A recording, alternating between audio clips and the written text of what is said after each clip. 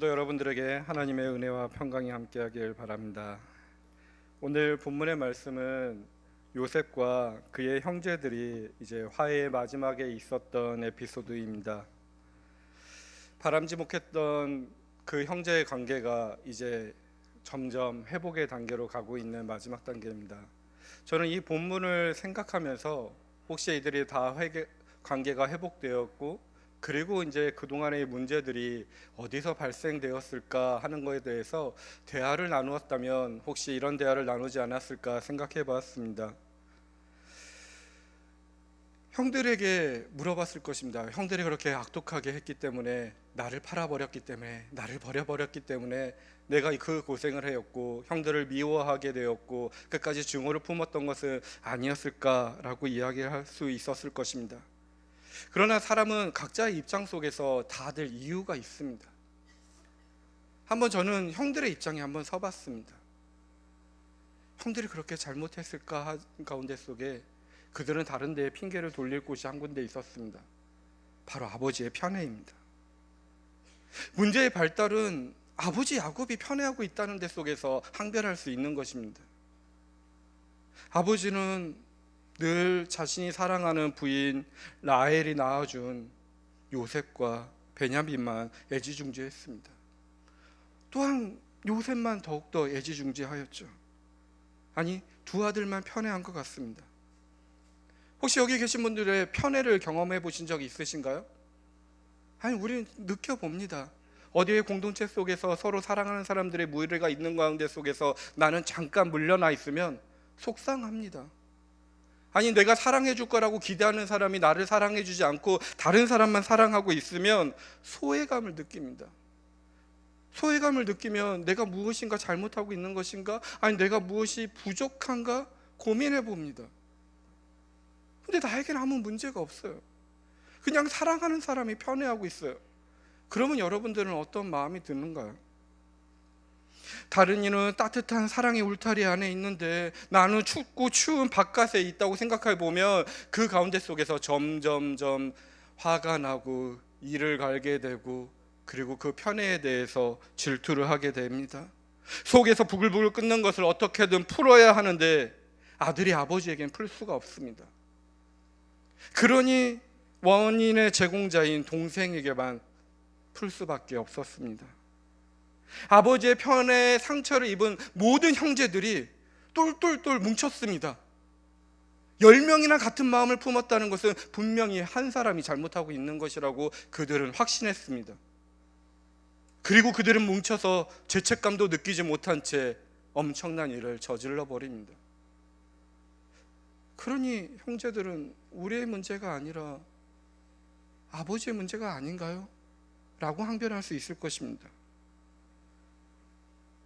그렇다면 아버지는 그래 내가 잘못했다라고 이야기할까요? 야곱도 변명할 게 많습니다. 아이들들아, 아마도 이것도 제 그냥 상상 속의 대화입니다. 너희들이 책임을 나에게 돌리고 나에게 편애했다고 말하지만 내 인생을 한번 생각해 보렴. 정말로 난 파란만장했다. 애굽 왕 바로가 어르신께서는 연세가 어떻게 되시오? 라고 물어봤을 때 창세기 47장 9절 세번역에서는 그는 이렇게 표현합니다. 이 세상을 떠돌아다닌 횟수가 100년하고도 30년입니다. 저의 조상들의 세상을 떠돌았던 횟수에 비하면 제가 누린 횟수는 얼마 되지 않지만 험악한 세월을 보냈습니다. 떠돌다, 험악한 세월을, 이 단어가 눈에 들어옵니다. 그는 정착민이 아니라 유목민의 삶을 살았습니다. 길 위의 삶은 그는 늘 고단했습니다. 거기다가 쌍둥이 가운데 동생으로 태어나서 약자로 늘 살았습니다. 장자가 아니면 약자일 수밖에 없는 세상이었습니다.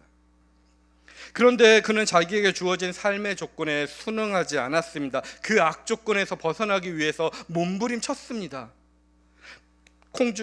팥죽 한 사발로 형에게서의 장자권을 얻기도 했고 눈이 어두운 아버지의 이삭을 속여서 형에게 돌아갈 축복을 가로채기도 했습니다.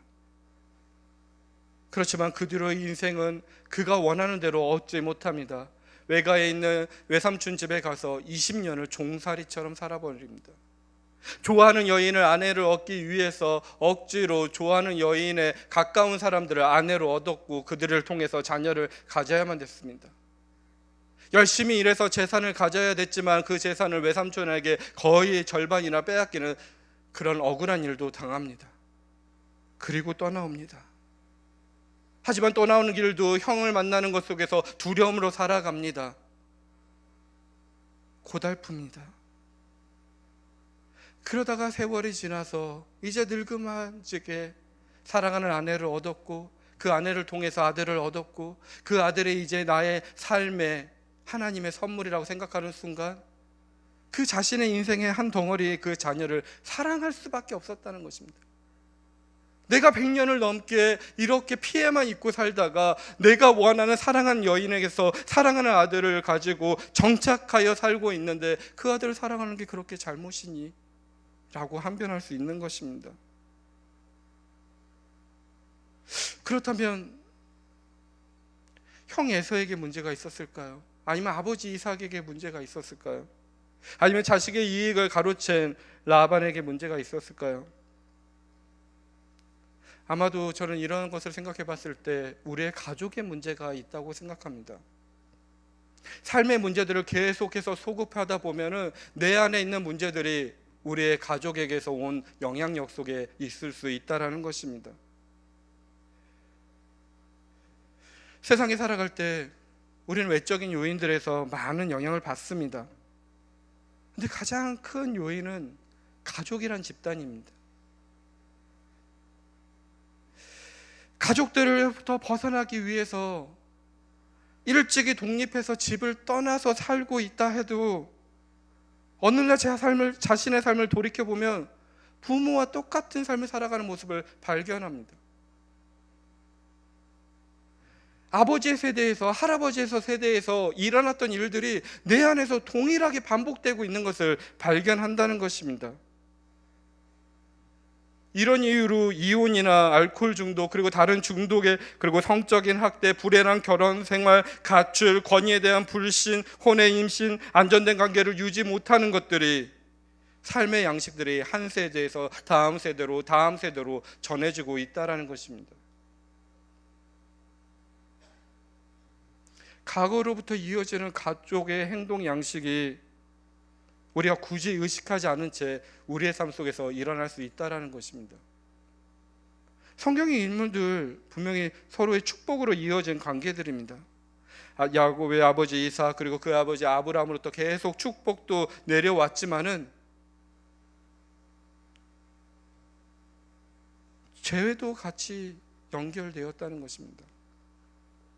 정서적으로 건강한 영성이라는 책 속에서 이들의 가족에 대해서 이렇게 정리합니다. 그들은 아브라함부터 시작해서 야곱, 이삭, 야곱에게 계속해서 죄를 짓는 모습이 반복되고 있다는 것입니다. 일단 거짓을 합니다. 아브라함은 2번이나 사라를 자신의 누이라고 속였고요. 이삭과 리브가의 결혼 생활에서도 거짓말이 많이 등장하고요. 야곱은 거의 모든 사람에게 거짓말을 했고요. 그의 이름의 뜻도 속이는 자라고 합니다. 야곱의 10아들은 동생 요셉을 죽었다고 거짓말을 했고 거짓 장례를 치른 후 무려 10년이나 넘게 비밀을 지켜가는 그러한 가문입니다. 자식을 편애하는 습관도 계속해서 이어집니다. 아브라함은 이스마엘을 편애했고요. 이삭은 에서를 편애했고요. 야곱은 요셉과 베냐민을 편애했습니다. 가족들의 관계의 단절도 계속 이어집니다. 형제간의 이삭과 이스마엘의 관계가 단절되었고요. 야곱은 에서를 피해 달아났고요. 그 후에 오랫동안 관계가 끊어진 채로 살았고요. 요셉은 무려 10년이 넘도록 가족을 만나지 못합니다. 원만하지 못한 부부관계도 이어집니다. 아브라함은 아내의 몸종이었던 하갈을 통해서 아들을 얻었고요. 이삭은 리브가와 사이가 좋지 않았고요. 야곱은 2 아내와 2 첩을 거느리는 삶을 살았습니다.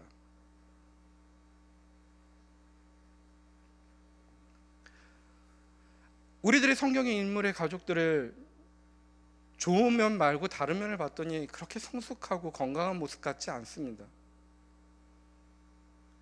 한 가정의 건강과 성숙은 그 가족 안에 있는 비밀의 가짓수와 심각성에 따라 결정된다고 말하는 사람이 있습니다. 그 기준에 본다면 요셉의 가족은 심각하게 지금 병들어 있습니다. 요셉의 아버지와 할아버지는 물론 증조부는 아브라함까지 모두 거짓말했고 반쪽 진실과 비밀 유지, 질투심, 경쟁의식 등이 연관되어 살아갔습니다. 그건 새로운 차원의 패턴이 되어버려서 그들을 점점 제약된 길로 이끌고 있었다는 것입니다. 그런데 요셉에게서부터 여기단 탈출구가 시작되는 것 같습니다. 엄청난 비극적인 사건을 통해서 자신의 가족에 있는 문제, 자신 안에 있는 문제에 이끌려 사는 것이 아니라 하나님을 바라보고 살아가는 문제로 시작된 것 같습니다. 그는 그 엄청난 비극 가운데 속에서 형에게 팔려버리고 성실하게 살아가는데 모함을 받고 감옥에 갇혀버리고 감옥에서 언제 해결할지 없는 그 절망의 가운데 속에서 신실하게 하나님의 추구하는 자로서 그분을 사랑하는 자로 남았습니다. 그랬더니 그 하나님께서 주시는 것으로 그의 마음이 변화되는 것입니다. 끔찍한 상황 가운데 속에서도 나의 과거의 문제에 사로잡힌 자가 아니라 하나님과 동행하는 자로 변했습니다. 그리고는 믿을 수 없는 일들이 일어납니다. 감옥에서 풀려났고요, 총리가 되었고요, 왕의 꿈을 해석하면서 놀라운 일들을 행하게 되었고요, 그리고 가족을 만나게 됩니다. 아마 가족에서 악영향을 받았던 그 마음대로 계속 사로잡혀 살았다면 형들을 용서할 수 있었을까요? 우리들의 인간의 마음 속에서는, 우리들의 능력으로는 그런 능력이 없습니다. 하지만 자신의 비극과 시련 가운데서 생긴 하나님이 주시는 선물을 품고 신뢰하고 믿음으로 살아갔던 그에게는 용서와 화해의 마음을 선물로 받고 그 선물을 풀어낼 수 있는 용기를 가지게 되었던 것입니다. 요셉은 어떻게 해서 그렇게 할 수 있는지 생각해 봤습니다. 첫 번째, 요셉은 하나님의 크심을 깊이 인식했습니다. 다시금 말하자면 요셉은 자신의 아픔과 어려움을 통해 하나님의 위대하심과 사랑을 확신했습니다. 그는 계속해서 말합니다. 형제들을 나에게 보내고 내가 팔렸던 것은 하나님이 하신 일이라고. 요셉은 이렇게 외칩니다. 캄캄하고 모호한 상황 속에서도 하나님의 신비로운 손길이 우리를 인도하고 있다고 확신하며 표현합니다. 하나님은 모든 역사에 주관하시는 전능자이시며 우리가 알 수 없는 방법을 통해 일하신다고 담대히 선포합니다. 요셉은 하나님이 인간의 모든 노력을 통해서 또는 그 노력에 반해서 또는 그 노력에도 불구하고 모든 것을 하나님의 목적에 맞도록 섭리한다는 것을 이해하였습니다. 하나님은 우리가 순종할 때 과거를 버리시는 것이 아니라 그 불행한 과거, 그 어쩔 수 없는 과거를 밑거름으로 미래를 열어간다는 것을 체험했던 것입니다. 우리가 저질렀던 모든 실수와 죄 또는 방황까지도 축복과 선물로 바꿔주심을 경험했던 것입니다. 그렇기 때문에 하나님께서 요셉에게 허락했던 고통과 상실을 그는 하나님이 하신 일이라고 표현합니다. 나로서는 명확하게 알 수는 없지만은 그 악한 상황의 결과 가운데 속에 하나님께 순종하며 끝끝내 일어날 하나님의 결과를 믿고 하나님의 선하심과 사랑만을 신뢰하며 그 하나님의 크심을 삶으로 고백했던 것입니다. 또한 요셉은 가족에 대한 슬픔과 상실감을 솔직하게 인정했습니다. 우리는 대부분 과거로 돌아가서 그때의 상처와 아픔을 만나는 것을 싫어합니다. 저항합니다. 과거가 마치 우리를 삼켜버릴 블랙홀이나 깊은 구렁처럼 느껴지기도 합니다. 상황이 더 나쁘지 않을까 의구심이 듭니다. 그런데 요셉은 가족들을 만났을 때 눈물을 계속 흘립니다. 성경에 보면 그의 통곡 소리가 너무 커서 애굽 사람이 다 들었다고 합니다. 요셉은 고통스러운 상황을 축소하거나 합리화하지 않았습니다. 어찌 보면 자기가 느끼고 있는 고통과 슬픔을 정직하게 다 수용하기 때문에 자신을 배반했던 형제들을 진정으로 용서하고 축복할 수 있었던 것입니다. 그리고 마지막까지 가족들의 경제적으로, 정서적으로, 영적으로 보살피고 책임지는 삶을 살아갑니다. 그래서 요셉은 오랜 고난한 시간을 보낸 후에 애굽에서 번성하기 시작했을 때 두 아들에게 옛날의 아픔과 슬픔을 상기시키는 이름을 주어줍니다. 하나님의 그 모든 시련을 잊게 하셨다는 의미로 첫째 아들을 므낫셋, 있다라는 이름을 지어주고요. 그리고 고난의 땅에서 새로운 번영을 누리게 하셨다는 의미로 둘째 아들을 에브라임, 풍성하다라고 이름을 지어줬습니다. 요셉은 자신의 가족에 대한 슬픔과 상실감을 솔직하게 인정하였기 때문에 다른 삶을 살 수 있었던 것입니다.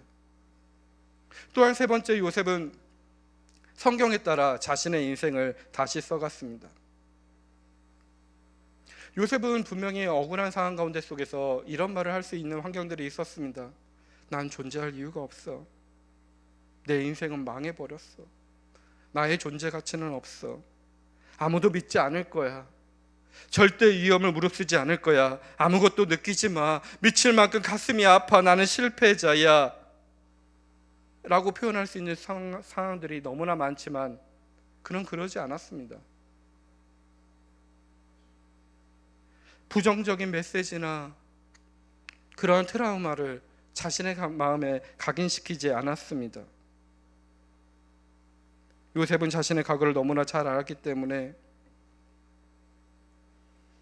자신에게 주어졌던 과거의 대본에 붙잡혀 살지 않았고 오히려 자신에게 주어진 하나님의 대본을 깊이 묵상하고 생각했습니다. 그리고 하나님과 함께 그것을 고치고 미래를 향한 발걸음을 내딛었습니다. 하나님의 말씀대로 자신의 인생을 다시 한번 써갔던 것입니다. 또한 그래서 요셉은 네 번째로 축복의 통로가 되었기 때문에 삶이 변화되었습니다. 어쩌면 요셉은 자신의 노여움과 분노로 형제들을 보복할 수 있었습니다. 그럴 만한 위치에 서 있었습니다. 하지만 그는 하나님의 편에 섰습니다. 나의 불편함과 나의 마음의 상처가 중요한 게 아니라 하나님의 편에 서서 형제들을 축복했던 것입니다. 만약 우리가 요셉처럼 상처를 받았다고 생각해 보십시오. 그런 행동을 하실 수 있으실까요? 저는 어렵습니다. 아니, 불가능할 것 같습니다. 하지만 요셉은 선택했습니다. 오늘 우리도 매일 이 같은 선택을 해야 되는 것입니다. 하나님을 믿는 것이 과연 안전한가? 하나님은 정말 선하신 분이신가? 믿을 만한 분인가? 아멘으로 믿음으로 고백하고 우리가 하나님의 편에 서서 선택을 해야 되는 것입니다. 요셉은 오랜 세월 동안 하나님과의 관계에서 은밀한 발자취들을 간직해 왔습니다. 그의 인생은 이스라엘의 주 하나님을 따르는 삶으로 짜여져 왔습니다. 그래서 결정적인 순간이 왔을 때 바른 선택을 할 수 있었습니다. 마찬가지로 우리도 하나님과 동행하며 날마다 믿음의 선택을 해야 될 줄 믿습니다. 요셉의 이러한 삶에 대한 과정 가운데 속에 과거의 가족의 역에 붙잡힌 삶이 아니라 새로운 하나님의 주신 삶으로 놀라운 화해의 손길을 내밀었습니다. 그리고 오늘 본문 속에서 일어납니다. 형제들의 오랜 갈등 가운데 속에 요셉은 형제들을 만나는 일이 일어납니다. 어떤 일 때문에 만나냐면 7년이란 기근 때문에 만나게 되는 것입니다. 그 기근 때문에 형제들이 애굽으로 찾아가는 일이 생기고 총리가 되었던 동생을 만나게 되는 것입니다.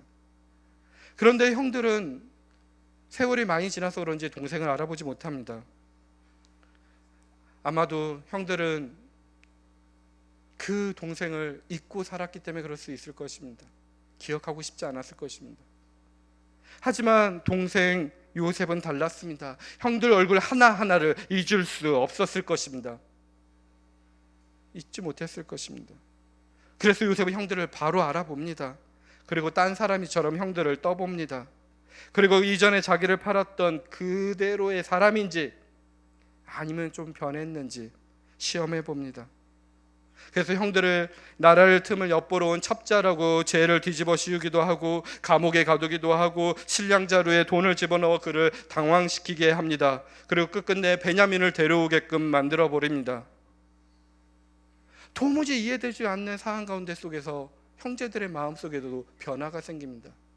하나님의 선물인 것 같습니다. 형제들은 오래 잊고 있었던 자신들의 죄를 기억해냅니다. 하나님의 선물인 것 같습니다. 자기들이 이런 시련을 겪는 까닭은 20년 전 요셉에게 저질렀던 죄 때문이 아닌가 생각하기 시작합니다. 고생하니 어려움을 겪으니 자기의 뱃속이 보이는 것 같습니다. 간첩죄를 벗어버리기 위해서 그들은 자신의 말이 거짓이 아니라는 것을 증명해야 됩니다. 시므온이 인질로 옥에 갇혀 있을 때 형제들은 고향집에 가서 베냐민을 데려옵니다. 왜냐하면 요셉의 강요가 있었기 때문에요. 친동기인 베냐민을 보면서 요셉은 형제정을 억제하지 못하지만 애써 봄색을 갖추고 마지막으로 형제들을 시험합니다. 자신을 버렸듯이 혹시 베냐민도 버리는 사람일까 아닐까. 그래서 형제들의 가지고 갈 곡식자루에게 모든 형제들에게는 돈을 넣어놓고 그리고 베냐민에는 점을 치는 은잔을 넣어두었습니다. 그리고 그들이 돌아갈 때 사람들이 쫓아가서 그들을 잡습니다. 그리고 돈과 은잔이 나왔습니다. 베냐민 잔에서 은잔이 나왔던 것은 아주 심각한 일들입니다. 점치는 데 사용하는 은잔을 훔치는 것은 결코 죄를 용서받을 수 없었던 그들의 법 때문에 그렇습니다. 자신들이 엄청난 공경에 빠졌다고 알았던 유다는 지금 자기가 모두들 종이 되겠다고 자청하고 지금 항변하고 있는 것입니다. 오늘 본문은. 근데 요셉 아니라고 은잔을 훔친 베냐민만 자신의 종이 될 거라고 말합니다. 이때 오늘 본문 속에서 유다는 계속해서 말합니다. 열정적으로 아주 겸손하게 자신들의 불행한 가족사를 자세히 나열합니다. 물론 동생을 팔았다는 말은 하지 않습니다. 아버지가 사랑하던 아들이 사라졌던 일들, 그로 상심했던 아버지의 고통들, 그리고 지금 절도 사건에 연루된 베냐민이 얼마나 아버지의 사랑받는 존재인지 인간의 감정에 호소합니다. 자기들의 베냐민을 데려가지 못하면 아버지에겐 큰일이 일어날 거라고 제발 한 번만 다시 생각해달라고 강구합니다. 근데 이야기가 여기서 끝났다면 유다의 선택에 대해서는 언급할 필요가 없습니다. 그런데 33절에 오늘 본문 이렇게 고백합니다. 오늘 본문 33절입니다. 그들이 청컨대 주의 종으로 아이를 대신하여 있어서 주의 종이 되게 하시고 아이는 형제와 함께 도로 올려 보내소서라고 고백합니다. 이젠 내가 희생하겠다고. 배다른 동생 베냐민을 대신하여 종이 되겠다고 유다가 선택합니다. 놀라운 일입니다. 그는 이제 질투심 때문에 형제를 죽이려 했던 과거의 사람이 아니라 이제 유다에게 중요한 것은 자기의 안전이 아닌 상황이 되어버렸습니다. 그는 아버지의 고통을 애감했고 그의 고통을 덜어주기 위해서 자기가 희생하려는 것이었습니다. 이제 이전에 아버지의 가슴에 못을 박았던 자식이 아니었습니다. 그냥 세월이 흘러갔기 때문에 상황이 너무나 급박한 상황이었기 때문에 유다가 이런 선택을 했을까요? 저는 분명히 유다의 변화가 있도록 유다의 마음을 사로잡는 것은 하나님의 사랑이고 하나님의 선물이라 믿습니다. 왜냐하면 오늘 모든 설교의 내용들에 하나님의 선택하심과 하나님의 섭리가 있기 때문에 그렇습니다. 제가 비록 오늘 설교의 제목을 요셉과 유다의 선택이라고 표현했지만 저는 그 너머에 있는 하나님의 선택과 하나님의 섭리를 더 제목으로 붙이고 싶었습니다. 오늘 성경 속에서 말하고 있는 것 가운데 속에서 요셉과 유다가 주인공이 아닙니다. 그들이 아무리 훌륭한 결단을 내리고 좋은 모습을 보였다고 하더라도 성서 기자들의 관심은 그들의 인생이 아니라 그들의 인생을 이끌고 있는 하나님에게 있는 것입니다. 요셉과 그의 형제들에게 드라마틱하게 일어난 일들 가운데 속에서 하나님이 어떤 일을 하셨는지 더욱더 증명하고 싶었던 것입니다. 오늘 본문 뒤에 있는 창세기 45장 속에서는 그래서 요셉의 입을 통해서 그 하나님의 섭리들을 말합니다. 45장 5절, 7절, 8절에서 하나님께서 하신 일이라고 반복합니다. 45장 5절은 이렇게 기록하고 있습니다. 당신들이 나를 이곳에 팔았다고 해서 근심하지 마소서, 한탄하지 마소서.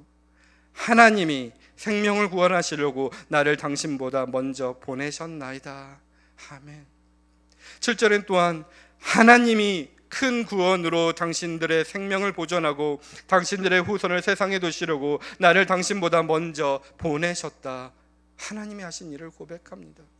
또한 그 다음 절 8절에 그런즉 나를 이리로 보낸 이는 당신들이 아니요 하나님이시라. 하나님이 나를 바로에게 아버지로 삼으시고 그 온 집의 주로 삼으시며 애굽 온 땅의 통치자로 삼으셨나이다. 하나님이 나를 당신보다 먼저 보내셨다 고백하는 것입니다. 이 말은 요셉의 개인의 고백이 아니라 이스라엘의 전체의 고백이고 우리의 고백이 될 줄 믿습니다. 이스라엘의 전체 역사가 하나님의 손에 놓였다는 사실을 믿고 살았습니다. 오늘 우리들도 우리의 삶과 우리의 교회 공동체가 우리의 가정이 하나님의 손에 하나님의 이끄심으로 살고 있다고 믿으셔야 합니다. 이것이 오늘 창세기가 말하고자 하는 본문의 내용입니다. 그러니 여러분들 삶 가운데 주신 하나님의 은혜와 선물과 사랑과 섭리를 기억해 보십시오. 하나님은 수많은 섭리로 유다가 자신의 잘못을 볼 수 있는 기회를 주셨듯이 오늘 우리에게도 나의 잘못들과 나의 고통과 나의 슬픔을 직면할 수 있는 기회를 주실 것입니다. 우리의 가정의 가장 큰 문제를 볼 수 있는 기회를 주실 것입니다. 우리의 교회가 가장 잘못하고 있는 모습들을 보게 하실 것입니다. 물론 그 바라봄은 아픕니다. 피하고 싶습니다. 하지만 그 하나님의 선물을 열었을 때 우리는 놀라운 것을 경험하게 될 것입니다. 그 잘못에 진정으로 아파하게 회개할 때 하나님은 그 마음을 치유하십니다. 유다의 마음을 치유했듯이 요셉의 마음을 치유했듯이 우리의 마음을 치유하실 것입니다. 그러면 우리도 희생할 수 있는 사람으로 변합니다. 용서를 구할 수 있는 사람으로 변합니다. 용서하고 사랑할 수 있는 사람으로 변합니다. 중요한 것은 그 하나님의 마음입니다. 시기와 질투와 분쟁의 마음이 아니라 용서와 사랑하려는 하나님의 마음, 하나님의 형상이 우리에게 회복될 수 있다는 것입니다. 용서의 마음, 화해의 마음은 하나님의 선물입니다. 오늘 우리들이 진정으로 바라야 될 것은 그 마음을 강구하는 것입니다. 잘못은 덮는다고 없어지는 것이 아닙니다. 고통스럽지만 그것을 나의 죄로 받아들이고 하나님의 은혜를 기다릴 때 주님은 우리의 새로운 삶으로 이끌어내실 것입니다. 지성도 중요하고 강한 의지도 중요하고 결단도 중요하지만 더욱더 중요한 것은 하나님께서 우리를 회복시키실 거라고 하나님의 선한 섭리로 우리를 이끌고 있다는 믿음이 가장 중요합니다. 그 믿음대로 살다 보면 놀라운 일들이 일어납니다. 유다는 하나님의 도우심과 말씀에 순종하였고 개인의 약점과 실수에도 불구하고 자신의 행동을 하나님의 마음에 맡겨 새롭게 나아갔습니다. 그랬더니 창세기 49장 8절 10절에 유다에 대한 축복의 말이 이렇게 기록되어 있습니다. 세 번역으로 읽어드리겠습니다. 유다야, 너의 형제들이 너를 찬양할 것이다. 너는 원수의 멱살을 잡을 것이다. 너희 아버지 아들들이 내 앞에 무릎을 꿇을 것이다. 임금의 지휘봉이 유다를 떠나지 않고 통치자의 지휘봉이 자손 만대까지 이를 것이다. 권능으로 그 자리에 앉을 분이 오시면 만민이 그에게 순종할 것이다. 유다가 아마도 가족에 대한 죄의 간섭에 이끌려 살아갔다면 이러한 내용들을 이루지 못했을 것입니다. 하지만 하나님의 마음의 형상이 되어서 새로운 삶을 살아갔을 때 유다의 자손에게는 하나님의 진정한 축복이 이어졌습니다. 유다의 자손에게서 다윗이 나옵니다. 다윗의 자손 가운데 속에서 우리의 구주 예수 그리스도가 탄생하셨습니다. 그리고 그 예수 그리스도께서는 우리에게 새로운 가르침을 주십니다. 우리들이 갖고 있는 것은 우리들의 생물학적인 가족이 우리의 삶을 결정하는 것이 아니라 우리의 미래는 하나님의 손에 있다고, 너희가 육신의 자녀이지만 너희는 하나님의 양자라고 예수님께서는 선언하신 것입니다. 예수 그리스도를 믿을 때 우리는 성령으로 말미암아 예수님의 가족 안에서 영적으로 새롭게 태어나는 것입니다. 어둠의 나라에서 나와 빛의 왕국으로 옮겨지게 되는 것입니다. 오늘 저와 여러분들에게도 하나님께서는 우리를 양자 삼으셨다 말씀하십니다. 우리는 하나님의 자녀입니다. 우리들의 육체적인 가족, 나의 생물학적인 가족 속에서 일어났던 일들이 있을 것입니다. 그 문제를 직면하십시오. 하나님의 자녀들은 그것을 선하게 바꿀 수 있습니다. 하나님께서는 그 힘을 우리에게 허락하셨습니다. 오늘 그것을 믿고 내 안에 있는 모든 문제들을 하나님께 올려들어서 하나님의 꿈이 이루어지는 나의 삶, 하나님의 꿈이 이루어지는 나의 가족, 하나님의 꿈이 이루어지는 나의 후손, 하나님의 꿈이 이루어지는 교회를 꿈꾸시길 바랍니다. 그리고 그 결단으로 새로운 삶을 살아가는 저와 여러분이 되길 간절히 바랍니다. 오늘 주신 말씀 기억하며 우리 함께 기도했으면 좋겠습니다.